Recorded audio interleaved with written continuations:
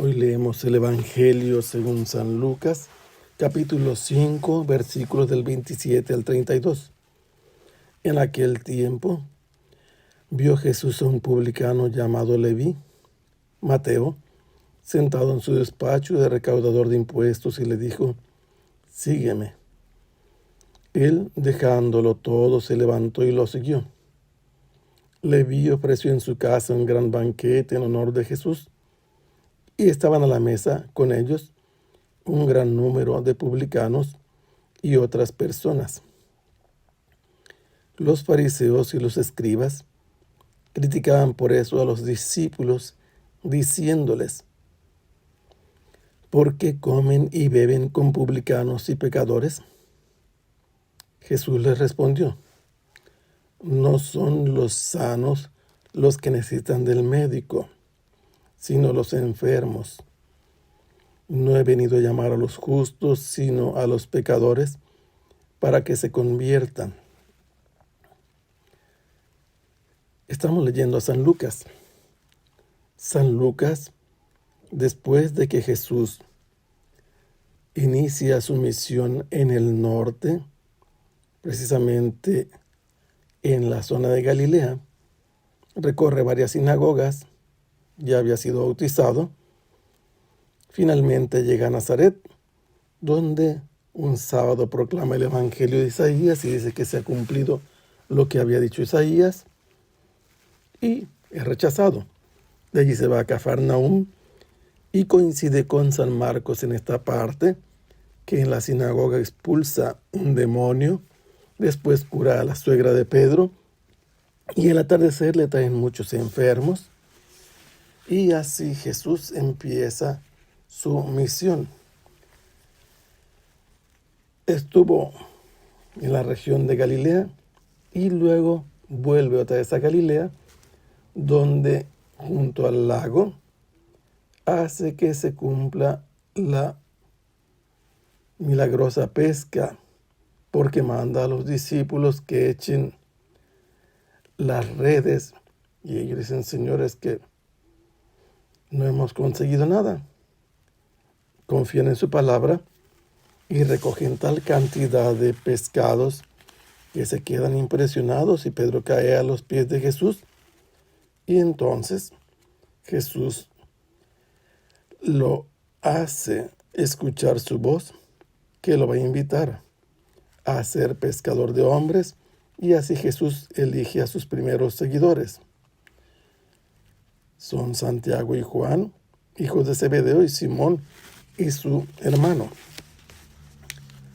Enseguida Jesús curó a un leproso, también lo dice San Marcos, y a un paralítico.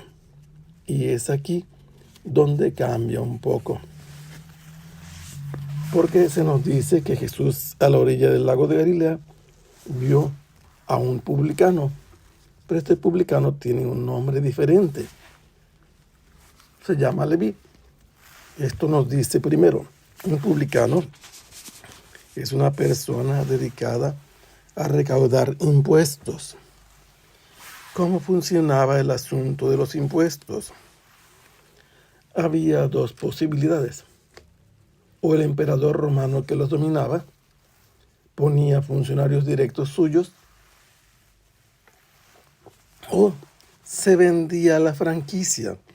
Se pagaba una fuerte cantidad, un monto calculado por el emperador, que podía sacarse cobrando el tributo, y entonces con este subarrendamiento, quien pagara esa cantidad establecida podía cobrar personalmente o por medio de otro, y esto tenía consecuencias comerciales de abusos, porque había tarifas establecidas y los que habían pagado esas cantidades querían recuperar su dinero y salir ganando.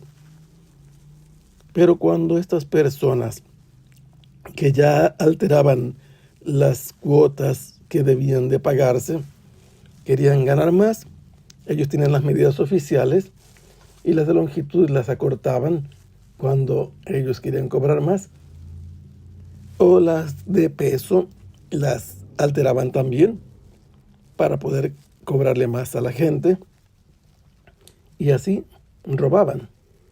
Pero el colmo era si estas personas además eran de la raza de Israel, que deberían reconocer solamente a Dios como rey, y resulta que un judío que se ponía al servicio del emperador se hacía así un pecador, un traidor a Dios, un traidor a su pueblo, porque cobraba a su pueblo, incluso lo extorsionaba, traicionaba a su Dios, y era ya un pecador público. Y entonces no podía asistir al culto, no podía ser testigo en ciertas cosas. Estaba en una lista de personas a las que estaba prohibido participar hasta dar testimonio en algún asunto legal. Este lleva el nombre de uno de los hijos de Jacob, de los que fueron la tribu sacerdotal. Y estaba sentado bajo un telón, en una especie de toldo. Era su despacho donde cobraba los impuestos. Por eso en griego no se le llama publicano, sino telonio. Allí estaba él desempeñando su oficio. No era un flojo, no era un vago, no era una persona sin oficio ni beneficio. Sabía hacer cuentas y además por lo menos debería saber hablar griego y algo de latín, porque la gente llegaba del extranjero, estaba en un lugar de frontera y había que responder a las preguntas que necesariamente se hacían. Al verlo allí, Jesús le dijo: sígueme. Este inmediatamente se levantó, dejó todo y fue detrás de Jesús. No lo acompañó, lo está siguiendo ya en calidad de discípulo. Está aceptando a Jesús como maestro. Normalmente eran los discípulos que escogían al maestro, pues la manera de actuar de Jesús es al revés.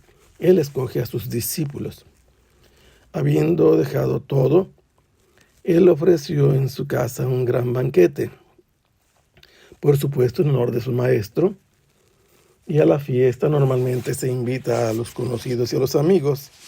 Los únicos amigos que él tenía era gente como él que se dedicaba a hacer lo mismo que él. Así que, como tenía suficiente dinero, hizo un gran banquete y estaban reclinados, recostados a la mesa sobre divanes. No se sentaban como nosotros. Los presentes eran muchos colegas de él y otras personas que no tenían reparo en tratar con ellos ni les importaba que los consideraran pecadores. Como las casas tenían patios amplios y todo el mundo podía acercarse y entrar, los fariseos, hombres separados que querían ganarse a pulso la salvación y querían ser imitados, junto con los escribas, los que sabían leer y explicar la palabra de Dios y la ley, estaban allí viendo y estaban criticando a los discípulos de Jesús directamente para decirles: oigan, ustedes están fallando, miren qué clase de maestro tienen, están haciendo como los publicanos y los pecadores, están comiendo con ellos, son prácticamente sus colegas. ¿Cómo es eso? Es la pregunta. Pero Jesús los escucha y les da la respuesta contundente. No son los sanos los que necesitan del médico, sino los enfermos. Jesús está diciendo que los pecadores con los que él está conviviendo están enfermos de pecado, no son justos. Jesús por eso dice que ha venido a llamar a los pecadores, no ha venido a llamar a los que sí hacen la voluntad de Dios. Y esto que él está haciendo de convivir con ellos y hacer que sus discípulos también participen y se nutran de la misma vida y convivan con ellos, lo hace con una intención muy bien definida. No viene solo a convivir por convivir. No viene a ambientarse en donde ellos viven. No viene a pasarla bien. Él viene hasta donde están ellos para invitarlos a la conversión. Y este es el punto importante con que Jesús explica la razón por la que se acerca a los pecadores.